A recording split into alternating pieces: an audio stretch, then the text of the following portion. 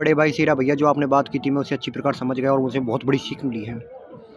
कोई व्यक्ति था, वो काफ़ी गरीब था, उसके पास जूते खरीदने के लिए पैसे नहीं थे। वो अपने आप को बहुत कोसता था, बहुत कोसता था वो अपने आप को। भैया ने बताया कि मुझे जूते नहीं हैं, मुझे इतनी गरीबी क्यों दी है। और उसके पास जब वो मेहनत करता है, उसे नौकरी लग जाती है, तो वो डाक टिकट, उसको जो नोटिस डाक से जो आता है जॉइनिंग लेटर, और जब जॉइनिंग लेटर को कोई देने आता है तो वो देखता है, घसरता घसरता आता है, उसके तो पैर ही नहीं थे।